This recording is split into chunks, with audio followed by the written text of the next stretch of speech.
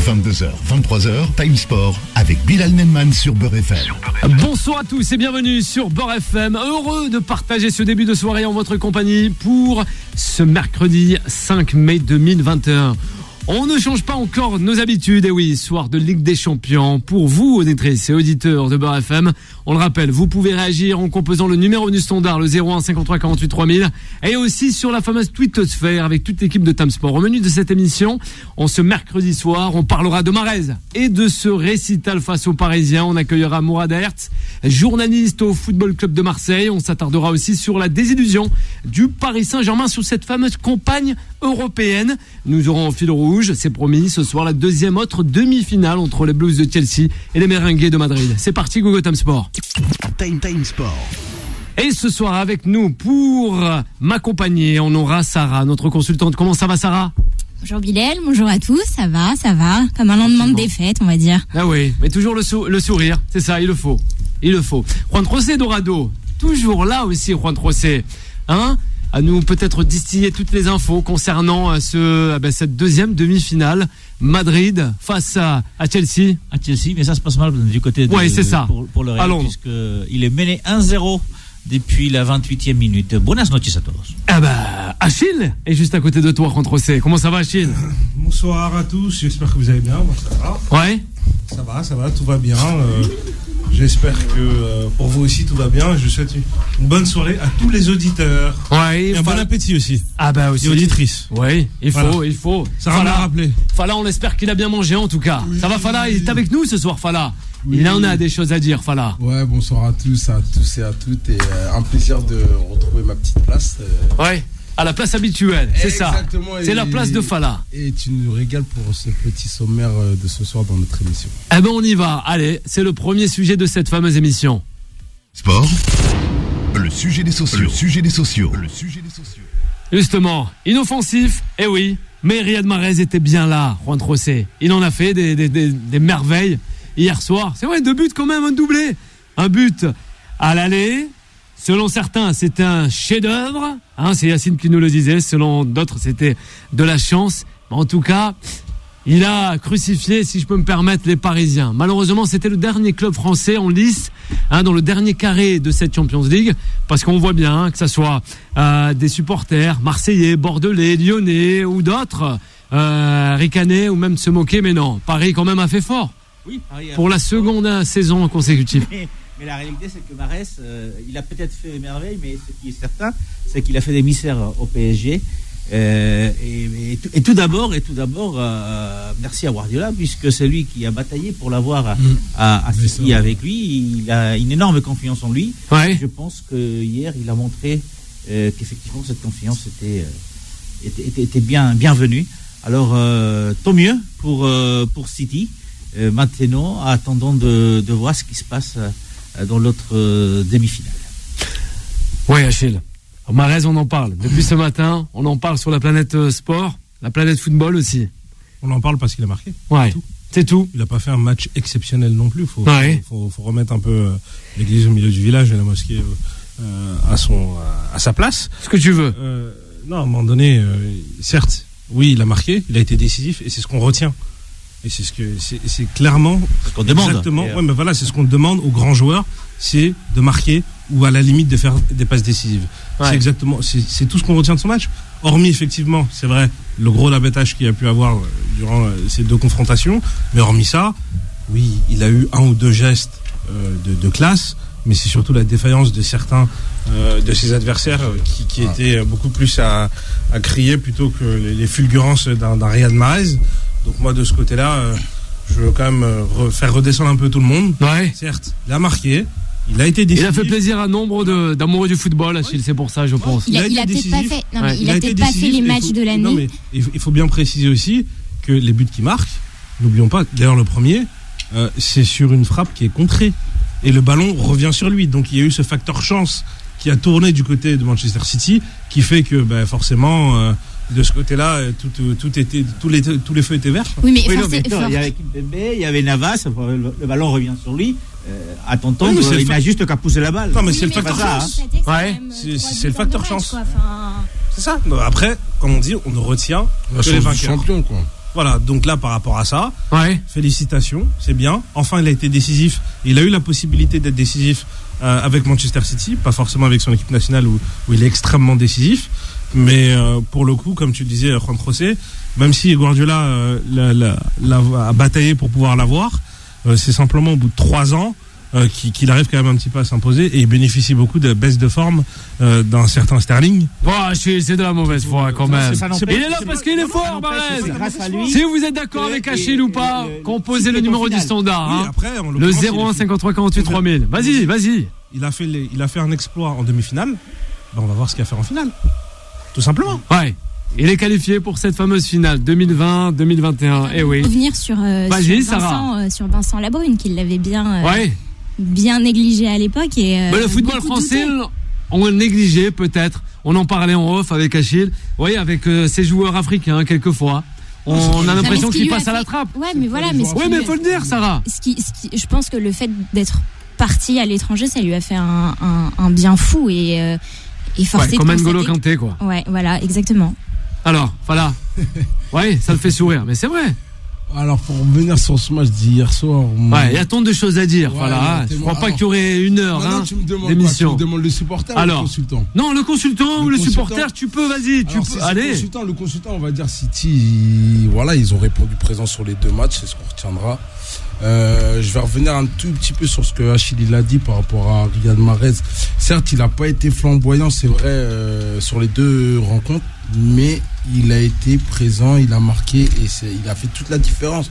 Neymar, on l'a encore vu. Pour moi, c'est aberrant de voir Neymar ne pas pouvoir répondre présent quand on a besoin de lui, sachant qu'il n'y a pas Mbappé. Mbappé, par contre, quand il n'y a pas Neymar, il sait répondre présent. Oui, mais je suis pas d'accord parce que là, par rapport à ça, c'est facile de dire que Mahrez a été bon, a été exceptionnel, comme si. Je n'ai pas dit exceptionnel. Non, mais alors, vas-y. Mais je parle de l'opinion publique. Riyad Mahrez, à la limite, on devrait même lui décerner le Ballon d'Or. Alors, non pas que j'aime pas ce joueur, bien au contraire, c'est un formidable joueur avec de grosses qualités techniques et de qualité d'effacement en 1 contre 1.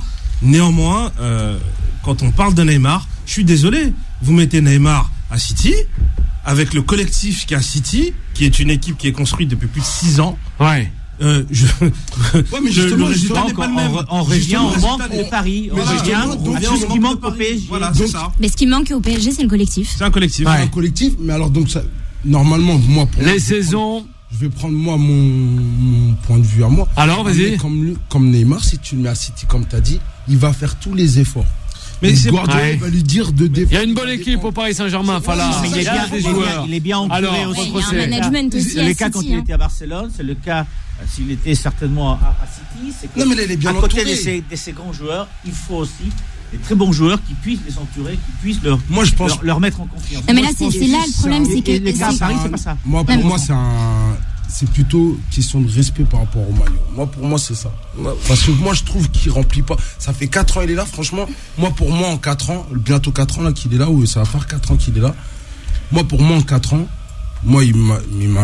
Et qu'est-ce que tu veux qu'il fasse avec qui a joué 52,6% des matchs 52% des matchs. Je suis d'accord. La moitié des matchs avec le PSG, il les a pas joués. Non, mais je trouve extrêmement dur. Là, c'est vraiment peut-être le côté supporter. Il était brouillon hier soir. Il a été brouillon, mais néanmoins, quand tu regardes. Hier, il est dans mauvais, les premières hier. minutes, quand on regarde Neymar, généralement, vous regardez ses meilleures prestations, c'est quand autour de lui, il y a de l'animation. C'est vrai. Il y a de l'animation et que dans ce cas de figure, il y a de la fluidité dans le jeu. Ça s'est ressenti tout de suite au coup d'envoi de cette rencontre. On a vu un Neymar disponible. Oui, c'est vrai. À gauche, à droite, c'est vrai. Je suis d'accord. Mais parce qu'il y avait du mouvement autour de lui. Je suis d'accord avec toi. C'est-à-dire que c'est pas parce que tu as Neymar dans ton équipe ou Lionel Messi que forcément tu vas gagner. Non, mais là où le problème qu'on a, c'est que on lui demande de faire le match à lui tout seul. Voilà, c'est ça. Or, quand il n'y a pas de solution, je suis désolée, mais hier, il y avait Icardi en pointe. Il était là, Icardi. Non, mais justement, apparemment sur la feuille de match, il était. Pochettino, là, faut viser. Parce que ça, c'est un choix, c'est Pochettino, c'est l'entraîneur, faut viser. Oui, non, mais évidemment, après, c'est les instances au-dessus qui posent problème, ça, c'est évidemment. Mais ce que je veux dire, et ce que Achille disait très bien, effectivement, on peut pas lui demander de faire un match à lui tout seul, de gagner un match à lui tout seul, c'est pas possible. Alors, hier, oui, effectivement, on l'attendait, on voulait qu'il réponde présent, parce que moi, en plus, sur les réseaux, il avait. Il y a eu personne. C'est ça aussi. Voilà, il avait dit qu'il allait aller au combat, qu'il allait mourir sur le terrain. Je vais mourir sur le terrain. On en attendait quand même un peu plus de lui. Non, mais pour moi, personnellement, je pense pas qu'il a fait un mauvais match. Parce que, à compter ce type de joueur-là, type Neymar, Cristiano Ronaldo, Lionel Messi, voire même potentiellement Kevin De Bruyne et d'autres, Mohamed Salah ou Sadio Mané, c'est des joueurs qui ont besoin d'être présents dans les 20 derniers mètres. Et ce qui se passe, c'est qu'aujourd'hui, quand tu regardes le PSG, c'est que malheureusement, dans les 45 derniers mètres, il n'y a pas de solution. Ce qui fait que Neymar est obligé de décrocher. Et comme il décroche, forcément, c'est bien beau de décrocher. Il faut repartir. Mais quand tu repars, si tu n'as pas de solution, tu fais comment ? Il n'y a rien. C'est ça le problème, c'est qu'il décroche beaucoup. À contrario d'un Lionel Messi qui, lui, il marche sur le terrain, mais quand il prend le ballon, il y va. Mais autour de lui, quand même, il y a une structure. Alors, une pseudo-structure qui lui permet de pouvoir redescendre, combiner et continuer à avancer. C'est ce qui manque au Paris Saint-Germain. C'est-à-dire qu'aujourd'hui, malheureusement, il y a un différentiel, enfin il y a un écart. L'écart est trop important entre les stars du PSG et le reste de l'effectif. La réalité sur cette demi-finale, de toute façon, c'est que sur les deux matchs de retour, le PSG a fait plaisir pendant 45 minutes. C'est tout. Les premières 45 minutes du match aller. Exactement. Par la suite, le PSG s'est fait par City. Alors, c'est vrai qu'on disait que c'était cette année, l'année au PSG, mais hier, on s'est rendu compte qu'il y avait une équipe très sérieuse sur le terrain, qui était City, et malheureusement, la réalité, c'est que le PSG, que ce soit en deuxième mi-temps au match aller, et hier, hormis les premières 15 minutes, effectivement, hormis ça, ils n'ont pas existé d'une demi-finale. Et ils n'ont pas à rougir non plus. Oui, mais la différence... Parce qu'ils ont fait quand même un très beau parcours, hein. Oui, mais le parcours il est bon, mais au final, on retient la défaite. Tout le monde même est déçu de voir le PSG. Paris n'est plus en lice. Éliminé au vu du parcours qu'ils ont.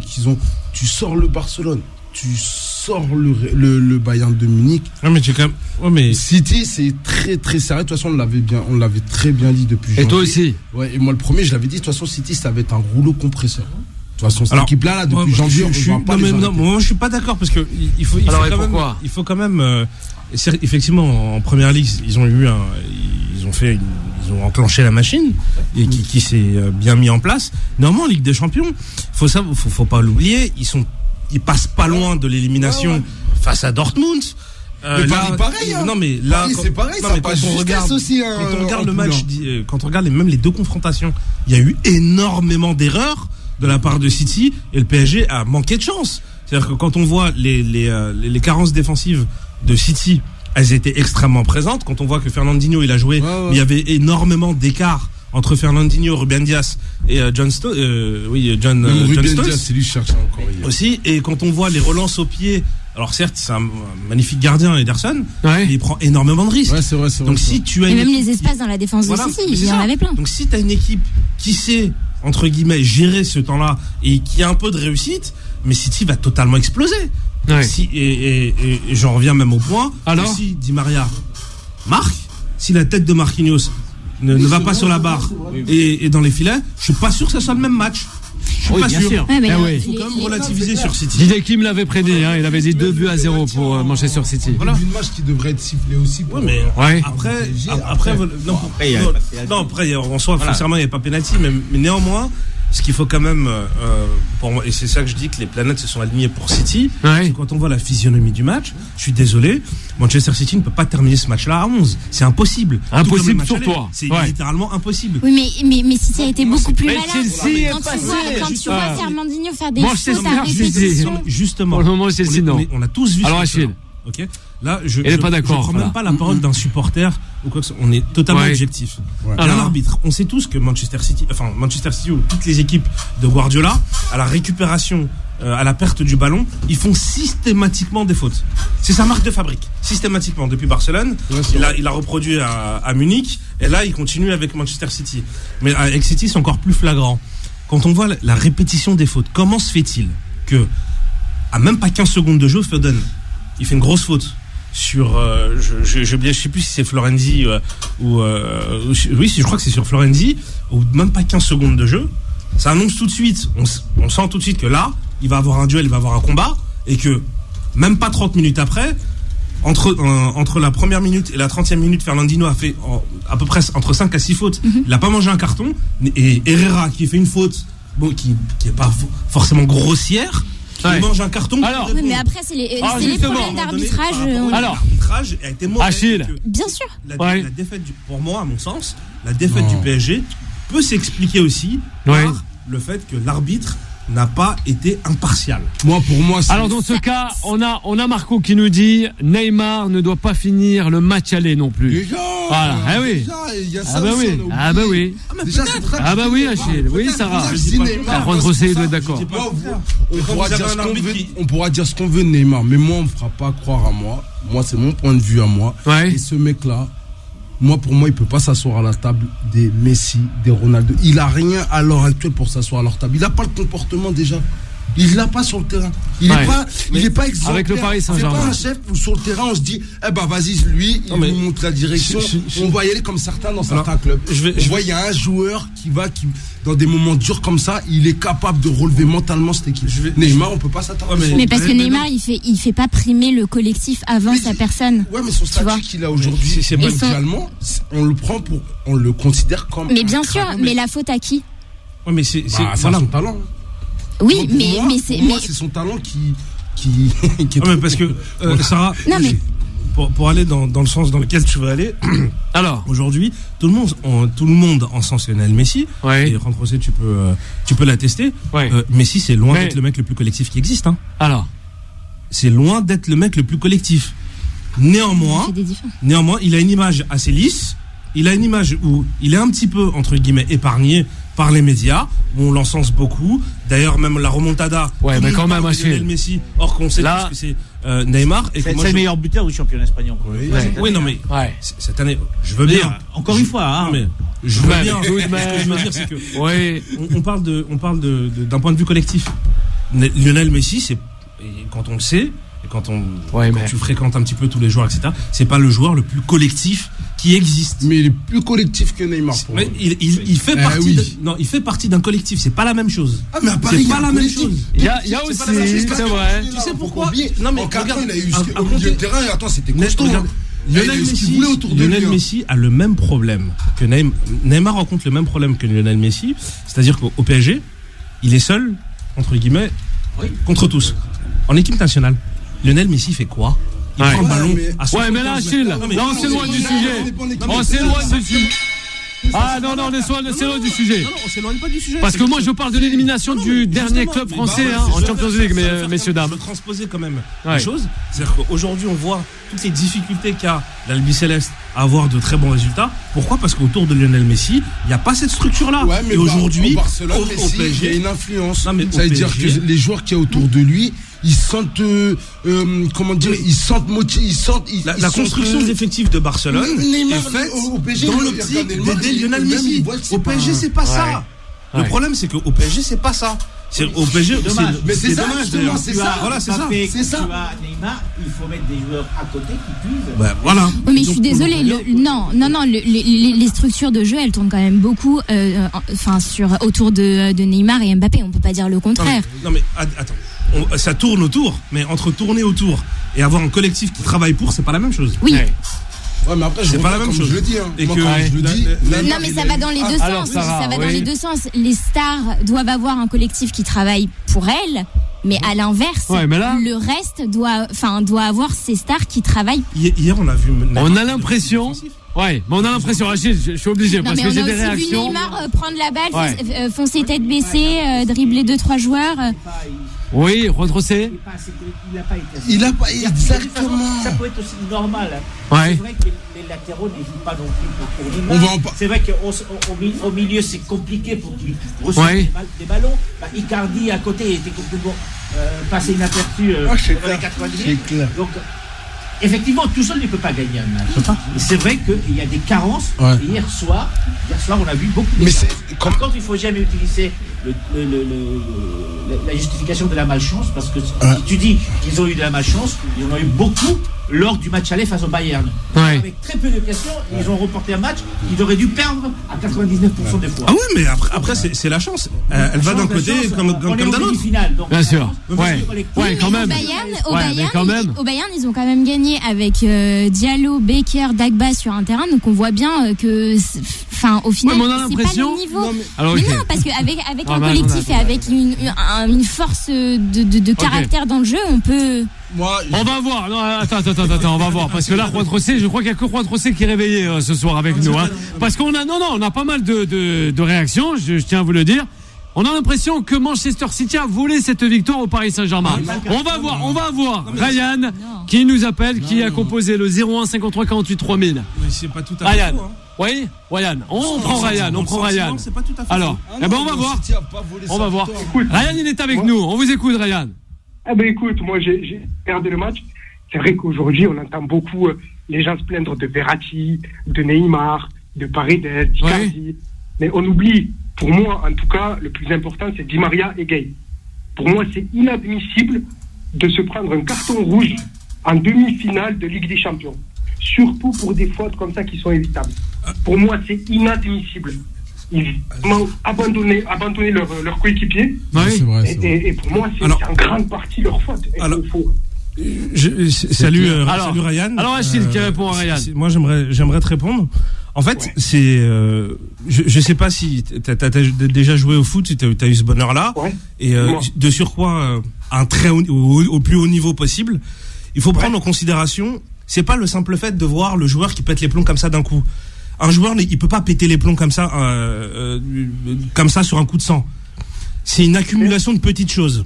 Ce qui veut dire que tu as la frustration déjà de courir derrière le score, tu vois que tu as de la place mais tu n'y arrives pas, tu as un arbitrage qui t'est défavorable, et cumulé à tout cela, tu vois que tes coéquipiers ne font pas forcément tous les efforts ensemble comme toi tu te tues, et ben à un moment donné, c'est des êtres humains.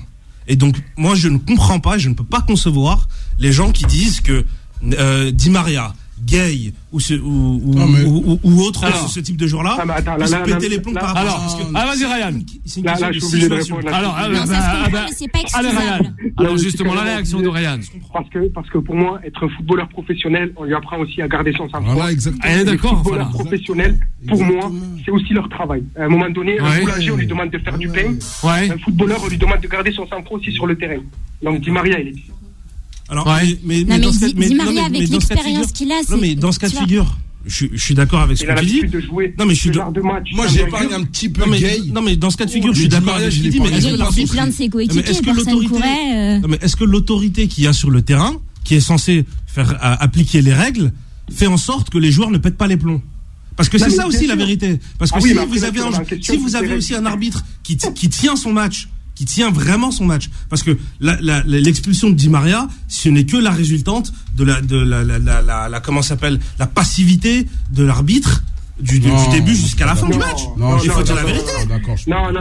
Alors, il n'y a pas d'accord. Il n'y a pas d'histoire d'arbitre, pas du tout. Ouais, Ryan, il n'y a pas d'histoire d'arbitre. Mais je te rappelle que quand tu as un joueur qui arrive à faire plus de 7 fautes, plus de 7 fautes. Achille, là, quand même, c'est lourd. Achille. On a Mauricio qui réagit, là. On a Mauricio, Achille, qui dit c'est faux, totalement faux. On nous dit, alors, le PSG ne perd pas à cause de l'arbitrage sur l'ensemble des deux matchs. Ils ont été inférieurs à l'adversaire qui a maîtrisé son sujet. Et c'est Frédéric qui nous le dit. Achille. Attention, j'ai pas dit que le PSG a perdu. Non, parce qu'il y a pas mal de réactions, là. Il y a pas mal de réactions, là. Et si je peux juste dire une dernière chose. Allez, avant de terminer, Ryan. Juste une dernière chose. Moi, je suis supporter de l'Olympique de Marseille. Ouais. Et en fait, ce que j'aime bien au PSG, il y a deux joueurs, Marquinhos et Kimpembe. C'est deux joueurs qui se battent jusqu'au bout. Ça veut dire que, ce sont des guerriers, comme chez nous on appelle avoir la grinta. Et ça, pour moi, je l'ai retrouvé que chez ces deux joueurs. malheureusement, ce que j'aime pas chez le PSG, c'est qu'ils perdent vite leur courage et vite leur sang-froid. Et leur nerf, ils perdent vite leur nerf. Ils perdent vite leur nerf. On l'a vu déjà au match aller, ils ont pris un but de la part de De Bruyne. Bon, le but, on est tous d'accord pour dire que même De Bruyne, il savait même pas qu'il allait marquer. Et juste derrière, ils se prennent 2 jaunes, ils se prennent un rouge. C'est pas possible. Et regarde bien, si t'as regardé le match, regarde bien Fernandinho. Fernandinho, je le répète, il les a déréglés tout le long de la. Aïe. Ah oui, Fernandinho. Et ça, ils n'ont pas été capables de pouvoir passer outre et de jouer. Parce que moi, je le répète encore une fois, à la 11e, le match, il est plié. Dès que Mahrez, il marque le premier but, c'est fini, il n'y a plus de match. Terminé. C'est fini. Terminé, selon pas là, c'est fini, il n'y a plus de match. Ils répondent plus présent. Hop, ça y est. Ils sont déjà au vestiaire. Ça fait sourire aussi. Mais c'est ça, en fait, le vrai problème, c'est que le PSG, dès qu'ils ont pris leur premier but, c'est fini dans leur tête. Ils savent. Mais pourtant, le PSG a été extrêmement dangereux durant la première mi-temps. Je suis pas sûr. Donc je pense pas. Alors, Sarah, justement, elle n'est pas d'accord. Alors. Ouais. Non, je suis pas d'accord. Ouais. Vas-y, Sarah, dis-nous pourquoi. Tu peux pas dire que dès le premier but, ça y est, Paris n'y croyait plus. Non. Non. Arrête. Non. Après, oui, effectivement, le gros problème de Paris, c'est le manque de calme, le manque de, City, on l'a vu, plein de moments, non, mais lorsqu'ils étaient un peu en difficulté, à aucun moment on les a vus sortir de leur match, à aucun moment. Alors que Paris, je suis désolée, on les sentait beaucoup plus. Zinchenko quand même est pas mal sorti de son match à plusieurs reprises et il a eu quand même. Non, mais c'est pas comparable. Et là, faire comprendre, calme-toi, tu vois. Ils sont passés. Après, moi, je voudrais souligner un truc. Oui, mais là, on va voir avec carton rouge de Gaï à l'aller, carton rouge de Di Maria au retour. Enfin, tu peux pas comparer. Le problème, c'est que il y a aussi ce problème de latéraux. Oui. Les latéraux, Baker, Florenzi, on l'a bien. Alors là, ça a été confirmé, ils n'ont pas le niveau. C'est que pour moi, ils n'ont pas le niveau. Selon toi. Florenzi, il avait le niveau parce que je l'encensais depuis le début de la saison qu'il avait fait une belle première. Mais la Florenzi, c'était une catastrophe. Là, depuis janvier, depuis janvier, elle n'a pas de niveau CFA, je le mets pas. Non, mais le problème. Et Baker, c'est pareil. Je sais pas. Oui, non, mais oui. Mais le problème. Kurzawa, il aurait été mieux pour moi. Pourtant, Kurzawa, c'est pas. Alors, Sarah. C'est discutable, mais. Vas-y, avant la pause, avec. Baker et Kurzawa. Malgré que Kurzawa. Il est guesse quand même, Kurzawa. Non. Mais il est quand même meilleur. Non, il est meilleur que Baker, oui. Non, mais oui. Il est nul quand même. Je suis d'accord avec toi. Il est meilleur que Baker. Après, est-ce qu'il aurait fait un meilleur match? Non, mais franchement, ça se discute. On revient au point final, c'est-à-dire que on tourne autour du pot. Le vrai problème, en fait, c'est vous avez un club qui a été construit depuis 2008 avec des structures, que ce soit à la formation, dans l'encadrement, et ça a été travaillé depuis 2008 à aujourd'hui. Aujourd'hui, on voit les résultats. Et il y a une certaine stabilité. Quand on a Pep Guardiola, ça fait plus de 6 ans qu'il est sur le banc avec la structure de formation, donc il a eu le temps de préparer son équipe, à inculquer ses valeurs de jeu et ainsi de suite, et ça se ressent là dans ces moments clés, c'est-à-dire que une équipe peut-être qui a un peu plus d'expérience, qui maîtrise mieux son sujet parce qu'ils ont l'habitude de jouer ensemble depuis un certain nombre d'années. Problème que rencontre le Paris Saint-Germain, qui eux au PSG, c'est tous les un an et demi, soit il y a un coach qui part, soit c'est un directeur sportif, je suis d'accord. Soit effectivement c'est des joueurs qui comme les grands clubs, là du côté du PSG, comme les grands clubs, ressenti dans les 40. Pareil qu'au Barça, au Real Madrid. Exactement. La vraie question qui se pose. Ouais. Alors, Juan Trocé. Le PSG doit garder la tête sur les épaules parce qu'il faut arriver. Bien sûr. À gagner la Ligue 1. Voilà. Ils n'ont pas encore décroché. Bien sûr. Ils vont pas risquer les Ils peuvent tout perdre. Attention. Ils peuvent tout perdre. Le championnat et la Coupe de France. Ils vont y arriver. Ouais, le PSG qui gagne. On verra. Il faut garder les têtes sur les épaules. Et après, effectivement, il va falloir se demander si ce projet-là, on va le modifier. Et avec qui? Quel joueur surtout? Non, mais c'est surtout le coach. Voilà, c'est ça. Bien sûr. Est-ce qu'on souhaite reconstruire ou construire un projet autour d'un Neymar ou autour d'Mbappé? Il va falloir très vite voir avec ces deux joueurs s'ils restent ou pas dans le club. Parce que là aujourd'hui, ils n'ont pas encore signé. C'est pas écrit qu'il aille signer dans les années prochaines. Exactement. Et surtout là aujourd'hui, moi je suis à la place de comment ça s'appelle, Leonardo, de Nasser et du Prince. Là, je trouve une solution, soit Neymar, soit Mbappé, mais je garde pas les deux. Moi, c'est pour la saison prochaine. Oui, Mbappé, c'est pratiquement 70 millions d'euros. C'est pas rien. Ouais. 30, c'est pas rien. Non, mais les salaires, puis les charges, puis les impôts qui sont payés par le PSG. Ouais, mais c'est pas grave ça. Donc il faut se poser la question. Oui, Rondrosset. Alors, non, moi je parle. Signer pour toi. Juan, non, mais c'est quand même fou de se dire. Même pas niveau argent, je parlais sportif. Il faut parler d'argent. Ouais, mais là, c'est plutôt sportif parce que pour l'argent, en Paris, c'est pas un problème pour eux. Là, c'est plutôt sportif parce que le projet qu'ils ont mis en place depuis qu'ils sont arrivés, bon, je vais rester encore un petit peu patient parce que, comme on voit City, justement, ils ont mis du temps. Et je rejoins Achille ce qu'il a dit. Tant qu'il y aura un coach dedans, de toute façon, ce club-là, moi, je comprends toujours pas. Tous les 1 an et demi, il y a un coach qui arrive, qui part.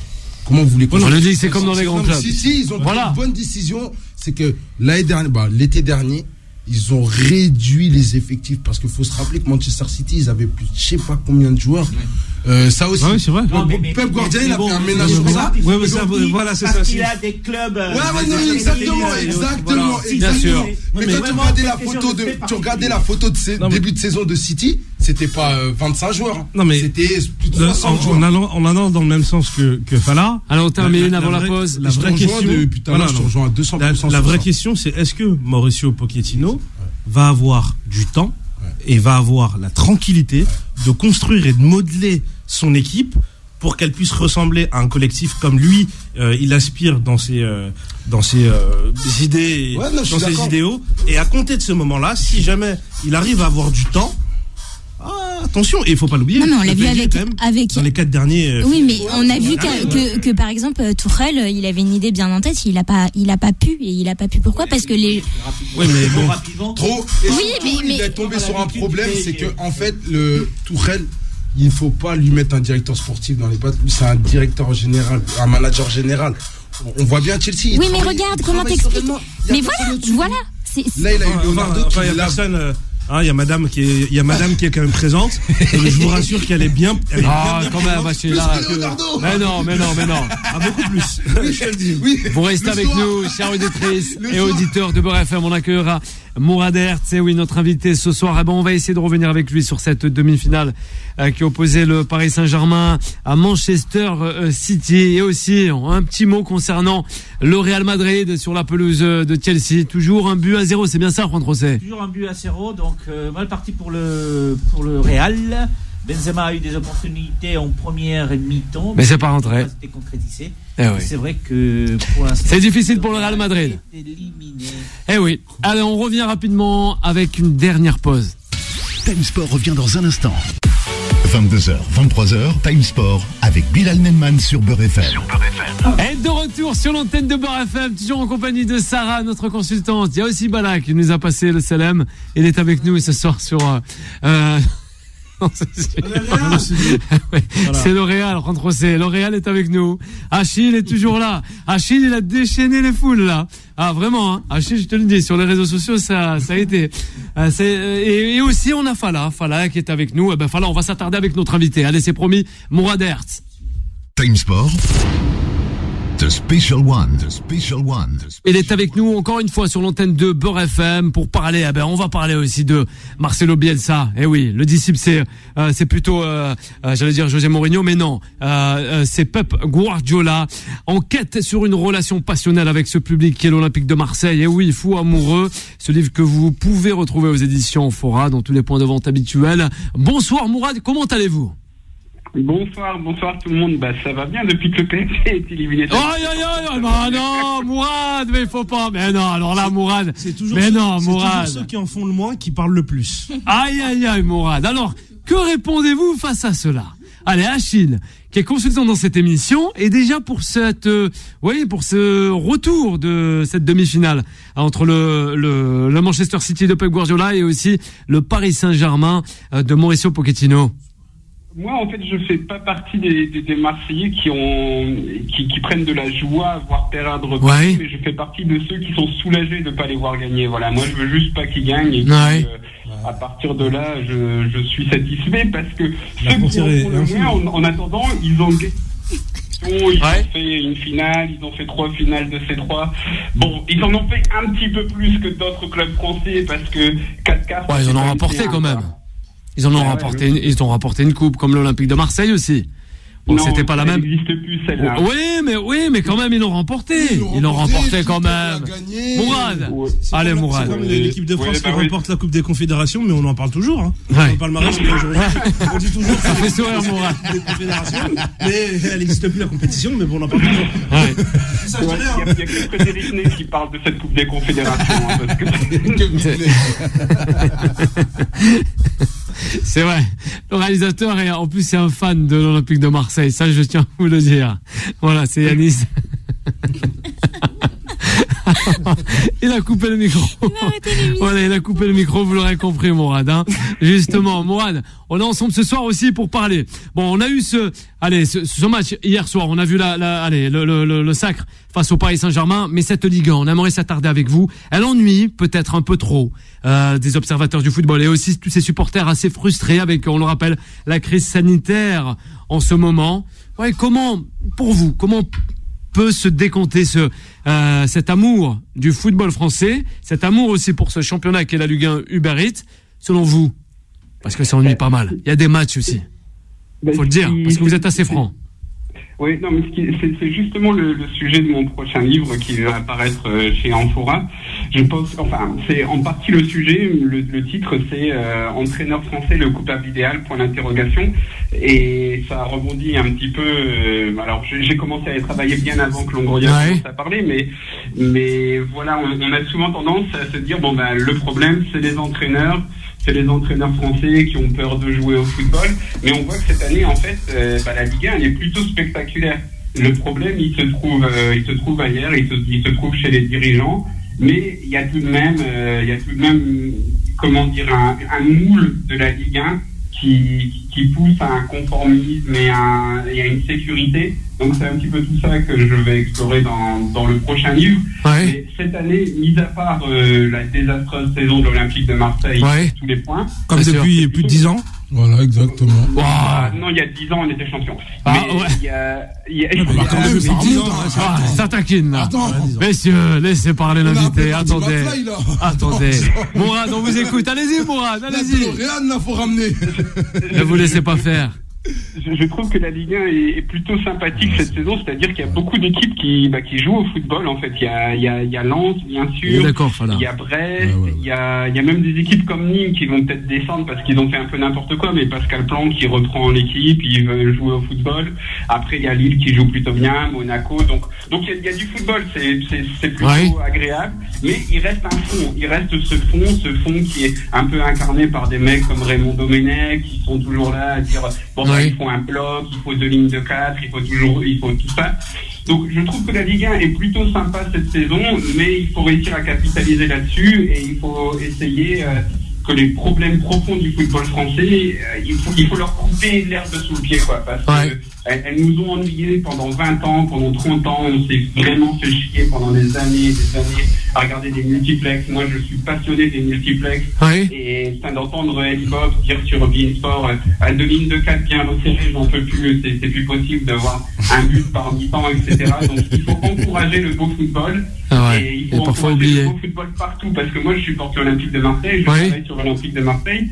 Mais je veux jouer contre Brest, je veux jouer contre Nancy, je veux que le football vive partout en France et il faut encourager le football qui se joue bien. Il faut encourager Olivier Dalloglio qui essaye de faire des choses avec des Dijon, avec des Brest. C'est bien comme ça. Quand on est l'OM, quand on est le PSG, on va jouer contre ces équipes-là et on s'ennuie pas et on voit un beau spectacle et on voit un football encourageant. Alors moi j'ai une question. Alors Achille, une réaction avec Mourad. En football encourageant ou du résultat? Moi comment dire? En fait, je pense que c'est cette espèce de lutte, elle est mensongère. C'est-à-dire que Pep Guardiola, il a gagné 2 Ligues des Champions, il va peut-être en gagner 3. Et les 2 premières, il les a gagnées en jouant au football. En ayant Messi, Xavi, Iniesta, Henry, Samuel Eto'o. Mais il faut remettre les choses dans leur contexte. C'est-à-dire que quand Guardiola arrive au Barça, le Barça sort d'une saison désastreuse. Xavi, on l'appelle le cancer du Barça. Vraiment, il est détruit par la presse catalane. Iniesta, on se dit, il sert à rien du tout. c'est aussi le jeu, c'est aussi le contexte collectif qui fait que ces mecs-là deviennent des monstres incroyables. Pour moi, il y a deux équipes qui ont révolutionné le football. Le Real a gagné beaucoup plus, mais ce qu'ont fait les équipes de Bundesliga comme Dortmund ou Leverkusen et ce qu'a fait le Barça, et là, on a des traces sur le football. Dans 10 ans, on se souviendra. Maintenant, tout le monde essaye de ressortir de derrière. Tout le monde essaye de presser haut. Tout le monde essaye de copier ces choses-là. Là, il y a un changement de football. Alors, on a du vrai football, et puis après, on a juste les stars qui gagnent des trucs. Bon, c'est bien. Il faut savoir le faire aussi. Parce que Zidane, voilà, d'ailleurs, je pense que c'est ce que le PSG a besoin. Je pense que le PSG a besoin aussi. Plus dans le jeu de Zidane. C'est autre chose. Mais dans tous les cas, de réduire le football au jeu ou gagner, à mon avis, c'est se tromper. Parce qu'il y a autant d'équipes qui ont gagné en jouant bien qu'en gagnant en jouant mal, en fait. Alors, il y a un poste à briguer à l'Olympique de Marseille. Au poste, c'est le responsable de communication, si je dis pas de bêtises. Est-ce que votre nom il a été cité parmi les listes? Non. Parce que la philosophie ressemble un peu à celle de Longoria, celle qui veut mettre du moins en place de manière très maladroite, en écorchant un petit peu les entraîneurs français. Mais est-ce que de ce que j'entends là à l'heure actuelle, de ce que vous dites, vous correspondez parfaitement à sa philosophie. Donc pourquoi pas? En fait, c'est ce qu'a dit Longoria. Moi, je ne trouve absolument rien de scandaleux. Il a aussi dit que les joueurs français étaient les meilleurs au monde, machin, tout ça, mais que les entraîneurs français n'avaient pas de cadre très défini. C'est-à-dire que si on fait dans le cliché, on va dire les Allemands, c'est le gegenpressing, les Espagnols, le jeu de position, ce genre de choses. Les joueurs français, non, parce que les joueurs français, justement, ont cette idée, les entraîneurs français ont cette idée de s'adapter à leur matériel, de faire juste ce qu'ils peuvent, de juste aller chercher le résultat, et c'est tout ce qui... Et on en tire même une certaine fierté quand on gagne. On dit, vous voyez, les Français, nous, on s'en fout, le tiki-taka, tout ça, on met ça à la poubelle, nous, on a gagné, basta. En fait, il y a rien de scandaleux dans ce qu'a dit Longoria. En fait, moi, je comprends pas. Par contre, après, voilà, on se retape ce corporatisme français qui est inscrit dans l'histoire de la profession d'entraîneur en France, c'est-à-dire qu'il y a un mec qui s'appelle Georges Boulogne qui a vraiment dit on critique jamais la Ligue 1. On dit toujours que c'est bien, mais c'est pas toujours bien. Et on essaye toujours de se défendre. Alors on a une espèce de petit clic comme ça qui est toujours ensemble, des mecs. Raymond Domenech a gagné son dernier match de Ligue 1 quand ça s'appelait Division 1 en 1990, qui est un désastre dans tout ce qu'il fait, qui fait plus de mal à l'entraîneur français qu'autre chose. Il y a des Camboiré, des mecs comme ça, des mecs qui font pas, et les mecs qui jouent pas, au football. Et les mecs qui jouent au football, les Dalo Guillot, les Galtier, tous ces gars-là qui sont des entraîneurs français, des bons entraîneurs français, bizarrement, on leur a pas tendu le micro, on n'a pas été les écouter, et eux n'ont pas parlé de ce genre de conneries. Parce qu'en France, on se défend tout le temps, on va dire. Le corporatisme des entraîneurs français, c'est un vrai problème. Et ne pas se remettre en cause, à un moment, ça va coûter cher au football français aussi. Mourad Ers, merci d'avoir été avec nous. On le rappelle, journaliste au Football Club Marseille et aussi auteur de ce magnifique livre aux éditions Fora, OM Bielsa. Justement, peut-être, on a vu encore un but des Blues de Chelsea face au Real Madrid, 2-0, qui remportera, la Champions League cette saison. Parce que maintenant, à mon avis, ça sera fait, ça sera Chelsea face aux Blues aux Citizens, de Manchester City, selon vous. Oui, Mourad? Oui, bien sûr. Alors, vous pouvez le dire, ça quand même en tant que supporter marseillais, vous pouvez le dire. C'est pas interdit. Ça m'intéresse plus. Ah ouais, ça vous intéresse plus quand même. Depuis que le PSG est éliminé, j'ai plus trop d'intérêt.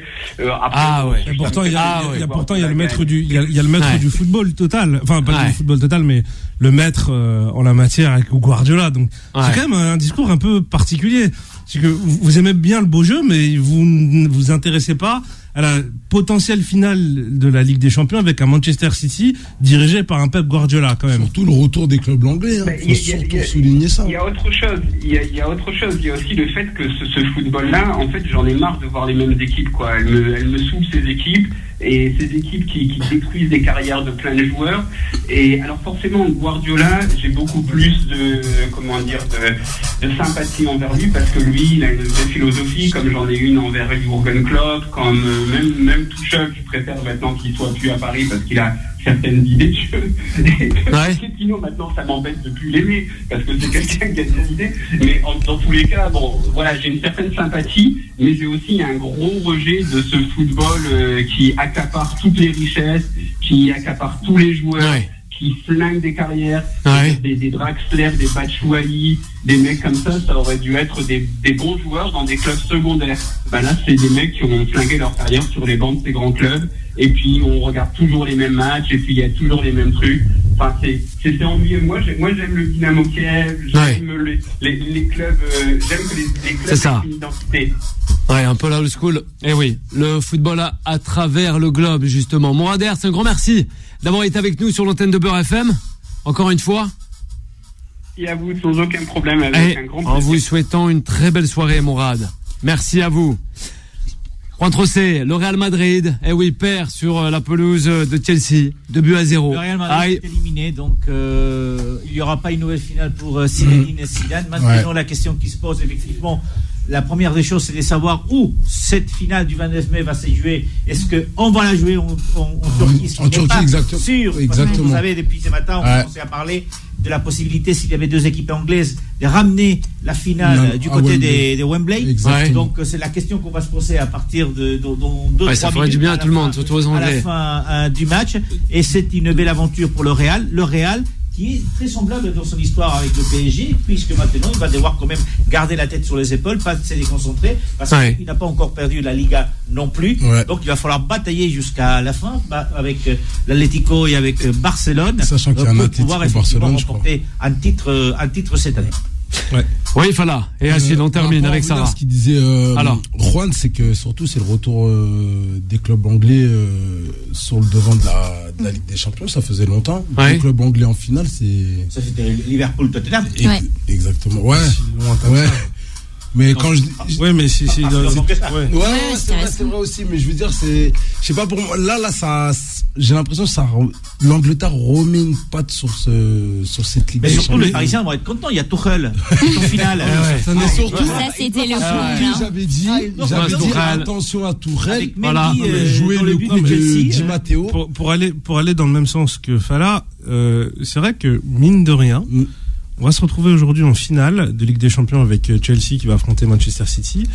Et c'est quand même des clubs qui ont des effectifs assez fournis, même s'ils ont été réduits, et qui ont peut-être eu cette chance-là d'avoir des gros effectifs, et donc peut-être d'être moins impactés par les cas de Covid, les blessures, et qu'il y a eu peut-être un roulement qui a pu permettre effectivement plus efficace aussi de peut-être alterner championnat, coupe et Ligue des Champions. Donc ça peut peut-être s'expliquer par rapport à ça. Et puis bon, que dire de plus, c'est quand même un sacré pied de nez à l'UEFA de se retrouver avec deux clubs qui ont bien entendu signé cette Super League, et en l'occurrence ils sont en finale. Et peut-être United en Europa League aussi. Oui, United est déjà aussi donc retour des clubs anglais sur le devant de la scène européenne. Il y a un club anglais qui n'ira pas en finale, c'est Arsenal qui va être éliminé par Villarreal. Voilà, moi aussi je suis d'accord. On va voir, ça fera pas plaisir à Mourad, à Fred. Parce que si Arsenal est éliminé par Villarreal, c'est Emery qui entraîne Villarreal qui a été viré d'Arsenal. Exactement.